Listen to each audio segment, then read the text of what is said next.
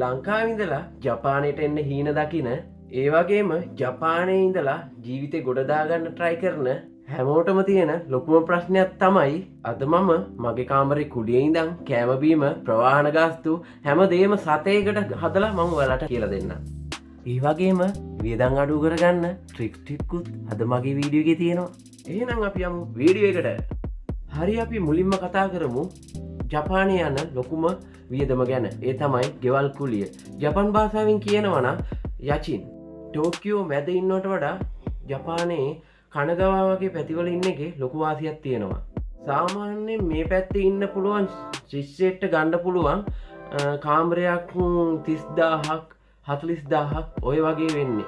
ඒ වගේම තමයි කරන්ට් බිල, ගෑස් බිල, වතුර බිල ඔය වගේ දේවල් වලට සාමාන්‍යයෙන් මාසෙට 10000ක් 15000ක් ඔය වගේ වියදමක් යනවා. ඒ පොඩි පුරුදු වලින් ලොකු ගාණක් වලට ඉතුරු කරගන්න පුළුවන්. මේ බිල් අඩු කරගන්න සාමාන්‍යයෙන් අපි කරන ට්‍රික්ස් එකක් තමයි අපි පාවිච්චි කරන්නේ නැති වෙලාවට ඒ ප්ලග් එක ගලවලා තියන්න ඕනේ. ඒ වගේම තමයි එළියට යනකොට අපි ගෙදර නැති වෙලාවට මතක් කරලා ලයිට් එහෙම ඕෆ් කරලා යන්න.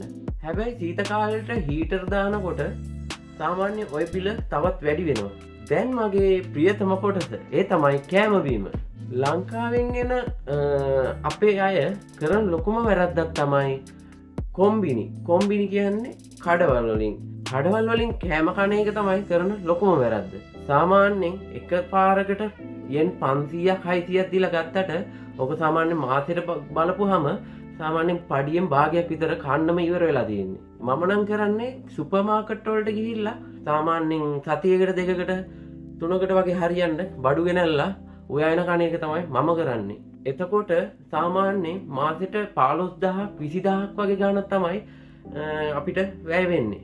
ඔන්න මම ඔයාලට සුපිරි ට්‍රික්ස් එකක් කියන්න යන්නේ. ඔයාලා රෑ 7න් 8න් පස්සේ තමයි සුපර් මාකට් වලට යන්න ඕනේ. ඇයි මොකද? ඒ වෙලාවට ජපානයේ සාමාන්‍යයෙන් කෑම අයින් කරන්න තියෙනවා වරිබිකි දානවා. වරිබිකි කියන්නේ ඩිස්කවුන්ට් දානවා.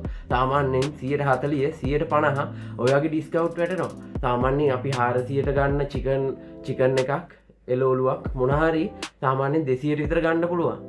ඇත්තට මේක ලොකුම වාසියක් අපිට තියෙන. ඊළඟට තමයි අපිට වියදම් යන්නේ ප්‍රවාහන වලට.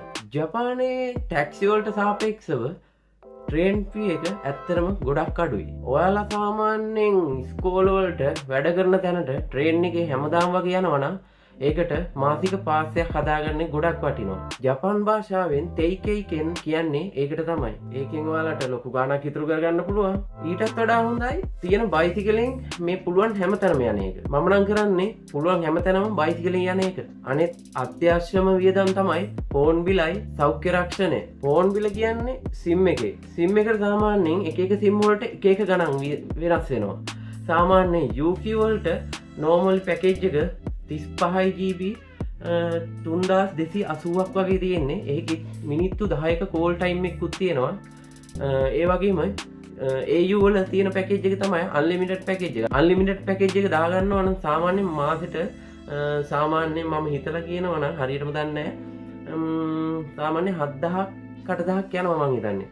ඒ වගේම තමයි මම පාවිච්චි කරන්නේ ඩොකොමෝ. ඩොකොමෝ කියන්නේ මෙහි සාමාන්‍ය අඩුවට තියෙන සිම් එකක්. ඒකට මට යන්නේ යෙන් 2700යි. 2700ට GB 35ක් හම් වෙනවා. සාමාන්‍ය නෝමල් වැඩ කරන කට්ටියට නම් ඒක GB 35 හොඳටම ඇති.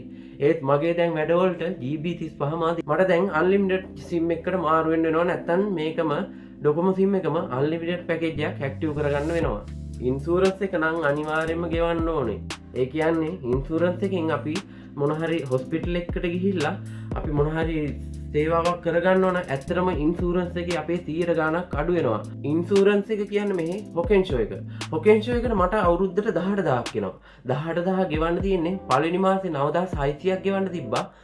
ඒක සාමාන්‍යයෙන් ඊට පස්සේ මාසෙට ඒක 1000 ගානේ එනවා. එහෙනම් යාළුවනේ අපි දැන් මේ කතා කරපු හැමදේම සාරාංශයක් විදිහට බලමුද? ඉතරම අපි කතා කරපු ගෙවල් කුලියයි බිල් ටිකයි. ඊට පස්සේ කෑම බීම. ඊට පස්සේ තමයි ප්‍රවාහන ගාස්තු සහ ෆෝන් බිල්. සාමාන්‍යයෙන් ශිෂ්‍යයෙක්ට මාසෙකට 70,000ක් 80,000ක් අනිවාර්යෙන්ම යනවාමයි. ශිෂ්‍යයෙක් විදියට අපිට ශිෂ්‍යයෙක් විදියට අපිට සතියට වැඩ කරන්න පුළුවන් පැය 28යි. ඒ හැම වෙන සල්ලි වලින් මේ වියදම් කවර් කරගෙන ගකුහි එක ස්කූල් ෆී එක ගෙවාගෙන හැමදේම කරගන්න අපිට පොඩ්ඩක් අමාරු වෙනවා. සාමාන්‍ය මේ යමතෝ Amazon සාමාන්‍යයෙන් රෙස්ටුරන්ට් එකක වුණත් මාස ගාණක් ගිහිල්ලා ඔය මස්සුයා ඒ වගේ දේවල් වලින් සාමාන්‍යයෙන් මාස ගාණක් ගිහිල්ලා හොඳ ගාණක් හම්බ කරගන්න පුළුවන්. ඩේ ෂිෆ්ට් එකට වඩා නයිට් ෂිෆ්ට් එකේ තමයි ලොකු ගාණක් ඔයාලට හොයාගන්න පුළුවන්. හරියට ප්ලෑන් කරලා අනවශ්‍ය වේදන් අයින් කරලා එහෙම කරගත්තොත් තමයි මේ ගමන හරියට අපිට යන්න පුළුවන්. ලංකාවේ ඉඳන් එන්න ඔයාලගේ යාළුවටත් මේ වීඩියෝ එක ෂෙයා කරන්න. මගේ channel එක subscribe කරන්න අමතක කරන්නත් එපා. යාළුවනේ තවත් සුපිරිම වීඩියෝ එකකින් අපි හමු වෙනකන් එහෙනම් මම වීඩියෝ එක මෙතනින් අවසන් කරනවා. එහෙනම් ඔයාලට ජය වේවා.